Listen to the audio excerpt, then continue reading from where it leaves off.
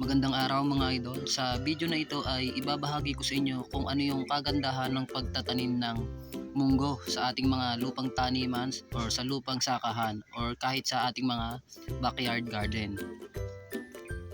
Ito pala yung mga punla ko ng munggo mga idol. Sa plastic cups ko muna sila ipununla and then ililipat ko sila sa direct sa ground and sa mga container kapag pwede na silang ilipat.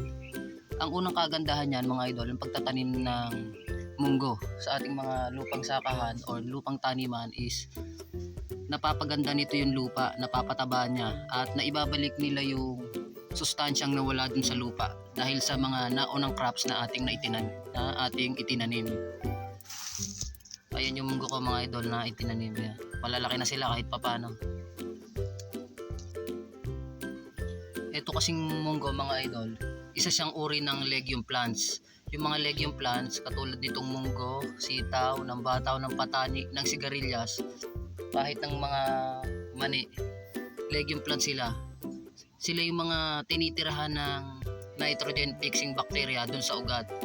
Yung ugat nila mga idol, tinitirahan nyo ng nitrogen fixing bacteria, and then yung mga bacteria na yon, ang ginagawa nila is kino-convert nila yung nitrogen sa hangin para maging ammonia. Para sa halaman nyo, para magamit ng halaman yung nitrogen sa hangin, nagiging ammonia sila once na ma-convert ng bacteria na yon. Yun ang kagandahan sa pagtatanim nitong munggo mga idol or ng mga legume plants, na ibabalik sa natural na paraan yung sustansya ng lupang nawala sa kanila dahil sa pagtatanim natin ng iba't ibang crops. Kasi may mga crops na malakas umabsorb ng nutrient sa lupa or ng nitrogen sa lupa. Kaya kung mapapansin nyo, minsan kapag nagtanim kayo ng panibagong crops dun sa area na yon, payat, pangit yung mga dahon, hindi sila malusog kasi nga wala na masyadong sustansya yung lupa na yon na pinagtaniman natin ng mga naunang crops. Kaya dito sa amin sa bukid, ang ginagawa namin once na ma-harvest namin yung unang crops, then bubungkalin yung lupa, papatubigan or babasain, tsaka kami magsasaboy nitong mga munggo. Munggo yung pinaka-favorite namin gamitin, lalong-lalo sa pang-crop rotation.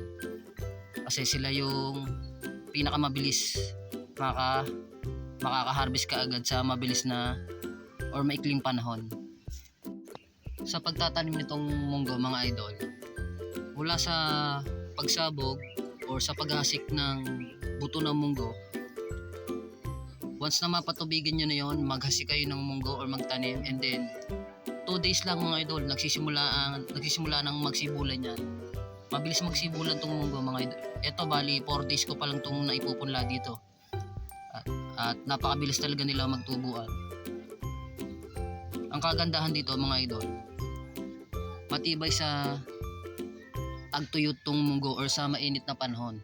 Hindi nila kailangan ng yung masyadong matubig or kailangan diligan para mabuhay. Matibay sila sa mainit na panahon, matibay sila sa tagtuyot. Ayun yung isa sa mga kagandahan ng pagtatanim nitong munggo. Tsaka hindi magastos. Short lang yung maturity days niya para makaharvest ka.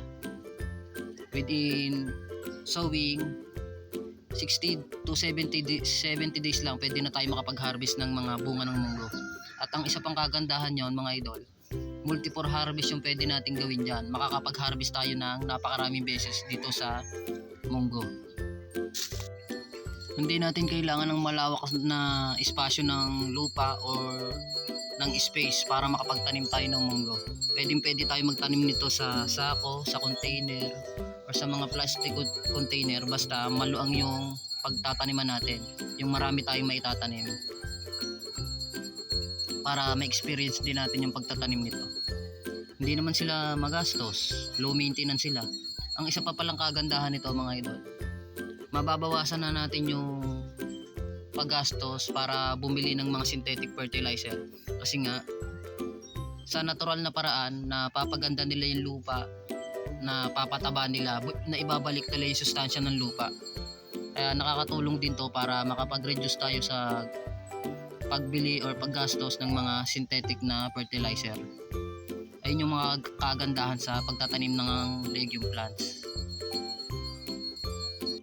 At yung isa pang benefits ng pagtatanim nito mga idol, o yung kagandahan ng pagtatanim ng munggo, na isasayos niya yung soil structure, na papalambot niya yung lupa or yung mga matitigas na lupa or yung mga siksik na lupa sa pamamagitan ng mga ugat nito mga idol. Tumatagos kasi sa malalim na parte yung mga ugat nila. Sa pamamagitan nun, yung mga siksik na lupa nagiging napapabuhaghag nila or napapalambot ng mga ugat nila. Kasi once na magdilig tayo, yung tubig na idinidilig natin nakakatagos ng malalim dun sa area na yon, sa pinagtataniman nila. Kaya nakakatulong rin to para mapalambot or maging buhaghag yung mga area na pinagtataniman nila. Eto mga idol, paghihiwalay-hiwalayin ko muna to bago i-transplant sa lupa. Kasi malalaki na sila. Dito ko muna sila ipinunla. Sobra lang to sa mga nailuto namin nung nakaraan na munggo. Yung iba itinanim ko.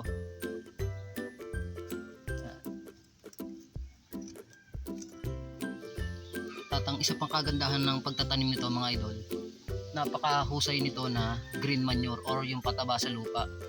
Yung ibang farmers dito sa amin mga idol, ang ginagawa nila, hindi na nila hinahayaang makapamunga to dun sa kanilang mga taniman or sa mga plat nila na tinataniman. Ginagawa nila, inaararonan nila to para humalo sa lupa at maging pataba. Ganun yung ibang ginagawa ng farmers dito sa amin, para magsilbing pataba yung mga munggo na yon. Hindi na nila hayaang makapamunga yon, aararuhin na nila kaagad yon.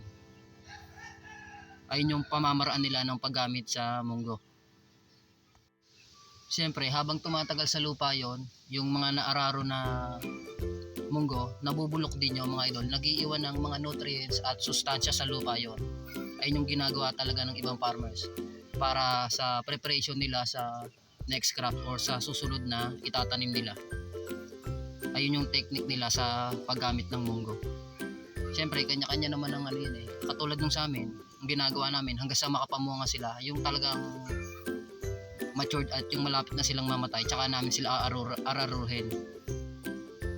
Yung nakakapag-harvest na kami, yung hanggang sa mag-matured na ng sobra yung mga katawan, yung mga dahon nila, tsaka na namin sila aararuhin pag talagang matanda na yung mga puno nila. Yan lang muna mga idol. See you on my next video and thanks for watching. Happy farming sa inyo mga ka-idol.